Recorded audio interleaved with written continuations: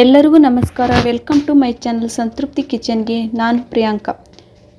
ಗೋಬಿ 65 ಸಣ್ಣ ಮಕ್ಕಳಿಂದ ಹಿಡಿದು ದೊಡ್ಡವರವರೆಗೂ ಅಚ್ಚುಮೆಚ್ಚು. ಅದು ಗರಿ ಗರಿಯಾಗಿ ಇರಬೇಕು, ಕೆಂಪಗೆ ಇರಬೇಕು, ತಿನ್ನೋದಕ್ಕೆ ರುಚಿಯಾಗಿ ಇರಬೇಕು ಅಂತ ಅನ್ಕೊತಾರೆ. ಇವತ್ತಿನ ವಿಶೇಷ ಏನಂದರೆ ಗೋಬಿ 65. ಇವತ್ತು ಫುಡ್ ಕಲರ್ ಹಾಕ್ದೇನೆ ಹಾಗೂ ಕಡಿಮೆ ಮಸಾಲೆ ಉಪಯೋಗಿಸಿಕೊಂಡು ಗೋಬಿ 65 ಹೇಗೆ ಮಾಡೋದು ಅಂತ ನೋಡ್ಕೊಂಬರೋಣ ಬನ್ನಿ ಸ್ನೇಹಿತರೆ. ಮೊದಲಿಗೆ ಗೋಬಿ 65 ಮಾಡೋದಕ್ಕೆ ಒಂದು ಹೂಕೋಸನ್ನು ತಗೊಂಡಿದ್ದೀನಿ, ಮೀಡಿಯಮ್ ಸೈಜ್ನದ್ದು. ಹೂಕೋಸನ್ನು ಸಣ್ಣಗೆ ಮೊದಲಿಗೆ ಕತ್ತರಿಸ್ಕೊಳ್ಳಿ.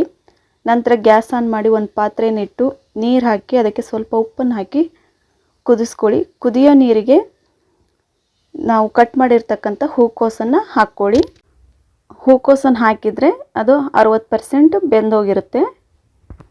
ಇವಾಗ ಹೂಕೋಸನ್ನು ಒಂದು ಪಾತ್ರೆಗೆ ಹಾಕಿ ಎತ್ತಿಟ್ಕೊಳ್ಳಿ. ಈಗ ಇದಕ್ಕೆ ಮಸಾಲೆನ ಮಿಕ್ಸ್ ಮಾಡ್ಕೊಳ್ಳೋಣ.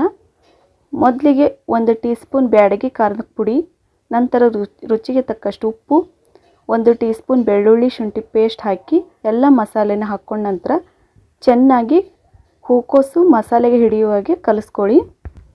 ಕಲಿಸ್ಕೊಂಡ ನಂತರ 20 ನಿಮಿಷ ನೆನೆಯಲು ಸೈಡಿಗೆ ಎತ್ತಿಡಿ. ಇವಾಗ ಗೋಬಿ 65 ಮಾಡೋದಕ್ಕೆ ಹಿಟ್ಟನ್ನು ರೆಡಿ ಮಾಡ್ಕೊಳ್ಳೋಣ. ಇವಾಗ ಒಂದು ಪಾತ್ರೆನ ತೆಗೆದುಕೊಳ್ಳಿ. ಅದಕ್ಕೆ 2 ಬೌಲ್ನಷ್ಟು ಮೈದಾ ಹಿಟ್ಟನ್ನು ಹಾಕ್ಕೊಂಡಿದ್ದೀನಿ. ನಾವು 2 ಬೌಲ್ ಮೈದಾ ಹಿಟ್ಟು ಹಾಕಿದರೆ ಅದರ ಅರ್ಧ ಕಾರ್ನ್ಫ್ಲೋರ್ ಹಾಕಬೇಕು. ಅದಕ್ಕೆ 1 ಬೌಲ್ ಕಾರ್ನ್ಫ್ಲೋರ್ ಹಾಕ್ತಾಯಿದ್ದೀನಿ. 2 ಚಮಚೆ ಖಾರದ ಪುಡಿ ಹಾಗೂ ಉಪ್ಪನ್ನು ಹಾಕ್ತಾಯಿದ್ದೀನಿ. ನಾವು ಹೂಕೋಸಿಗೆ ಉಪ್ಪನ್ನು ಹಾಕಿರೋದ್ರಿಂದ ನೋಡಿಕೊಂಡು ಉಪ್ಪು ಹಾಕ್ಕೊಳ್ಳಿ. ಅರ್ಧ ಟೀ ಸ್ಪೂನಷ್ಟು ಶುಂಠಿ ಬೆಳ್ಳುಳ್ಳಿ ಪೇಸ್ಟ್ ಹಾಕ್ತಾಯಿದ್ದೀನಿ. ಆಮೇಲೆ ಸ್ವಲ್ಪ ಎಣ್ಣೆನ ಹಾಕ್ತಾಯಿದ್ದೀನಿ. ಸ್ವಲ್ಪ ನೀರನ್ನು ಹಾಕಿ ಚೆನ್ನಾಗಿ ಕಲಿಸ್ಕೊಳ್ಳಿ. ಒಂದು ಗಂಟು ಇಲ್ಲದೆ ಇರೋ ಹಾಗೆ ಕಲಿಸ್ಕೋಬೇಕು. ನಾನು ಯಾವುದೇ ಫುಡ್ ಕಲರ್ನ ಯೂಸ್ ಮಾಡ್ತಾ ಇಲ್ಲ. ನಾವಿವತ್ತು ಕಲರ್ ಹಾಕ್ತೇನೆ ಗೋಬಿ 65ನ ಮಾಡ್ತಾಯಿದ್ದೀವಿ. ಇವಾಗ ನೋಡಿ ಗೋಬಿ 65ಗೆ ಹಿಟ್ಟು ರೆಡಿಯಾಗಿದೆ. ದೋಸೆ ಹಿಟ್ಟಿನ ಹದಕ್ಕೆ ಹಿಟ್ಟನ್ನು ರೆಡಿ ಮಾಡಿಕೊಂಡ್ರೆ ಸಾಕು. ಇವಾಗ ಹಿಟ್ಟು ರೆಡಿಯಾಗಿದೆ. ಇದಕ್ಕೆ ನಾವು ಕಲಸಿರ್ತಕ್ಕಂಥ ಹೂಕೋಸನ್ನು ಹಾಕ್ಕೊಂಡು ಚೆನ್ನಾಗಿ ಮಿಕ್ಸ್ ಮಾಡ್ಕೊಳ್ಳೋಣ. ಬಜ್ಜಿ ಹಿಟ್ಟಿನ ಥರ ಕೋಟ್ ಆಗಬಾರ್ದು ಮತ್ತು ಹೂಕೋಸು ಕಾಣ್ತಾ ಇರಬೇಕು. ಈ ಥರ ಹಿಟ್ಟು ಕೋಟ್ ಆಗಿರಬೇಕು. ಹಾಗಾದರೆ ಕ್ರಂಚಿಯಾಗಿ ಬರ್ತವೆ. ಇವಾಗ ಆಗಿದೆ ನೋಡಿ, ಈ ಥರ ಗೋಬಿ ಹಿಟ್ಟು ಆಗಿರಬೇಕು. ಇವಾಗೆಲ್ಲ ಕಲಿಸ್ಕೊಂಡಾಗಿದೆ. ಗ್ಯಾಸ್ ಆನ್ ಮಾಡಿ ಒಂದು ಬಳ್ಳಿಯನ್ನಿಟ್ಟು ಅದಕ್ಕೆ ಗೋಬಿ 65 ಕರಿಯೋಕ್ಕೆ ಎಷ್ಟು ಎಣ್ಣೆ ಬೇಕೋ ಅಷ್ಟು ಎಣ್ಣೆನ ಹಾಕ್ಕೊಳ್ತಾ ಇದ್ದೀನಿ. ಎಣ್ಣೆ ಚೆನ್ನಾಗಿ ಬಿಸಿಯಾದ ನಂತರ ಒಂದೊಂದಾಗಿ ಹೂಕೋಸನ್ನು ಬಿಡ್ತಾ ಬನ್ನಿ.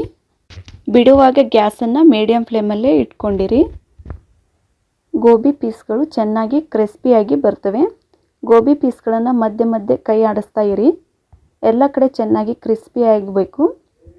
ಗೋಬಿ ಸಮೇತ ಕ್ರಿಸ್ಪಿಯಾಗಿ ಬಂದರೆ ತಿನ್ನೋದಕ್ಕೂ ಚೆನ್ನಾಗಿರುತ್ತೆ. ಇವಾಗ ನೋಡಿ ಗೋಬಿ ಪೀಸ್ಗಳು ಚೆನ್ನಾಗಿ ಬೆಂದಿವೆ. ಇವನ್ನು ಒಂದು ಪಾತ್ರೆಗೆ ಹಾಕ್ಕೊಳ್ಳಿ. ನಂತರ ಕರಿಬೇವು ಮತ್ತು ಮೆಣಸಿಕಾಯನ್ನು ಎಣ್ಣೆಯಲ್ಲಿ ಕರಿದುಕೊಂಡು ಗೋಬಿ ಮೇಲೆ ಉದುರಿಸಿಕೊಂಡರೆ ಸೇಮ್ ಹೋಟೆಲ್ ಶೈಲಿಯ ಗೋಬಿ 65 ರೆಡಿಯಾಗಿದೆ. ಇದಕ್ಕೆ ಟೊಮೆಟೊ ಸಾಸ್ ಹಚ್ಕೊಂಡು ತಿಂದರೆ ಸೂಪರಾಗಿರುತ್ತೆ. ನೋಡಿ ಸ್ನೇಹಿತರೆ, ಈ ರೆಸಿಪಿ ಇಷ್ಟ ಆದರೆ ನಿಮಗೆ ಲೈಕ್ ಮಾಡಿ, ಶೇರ್ ಮಾಡಿ, ಸಬ್ಸ್ಕ್ರೈಬ್ ಮಾಡಿ. ನೀವು ಮನೆಯಲ್ಲಿ ಗೋಬಿ 65 ಮಾಡಿ ಹೇಗೆ ಬಂತು ಅಂತ ಕಮೆಂಟ್ ಬಾಕ್ಸಲ್ಲಿ ತಿಳಿಸಿ. ಬಾಯ್.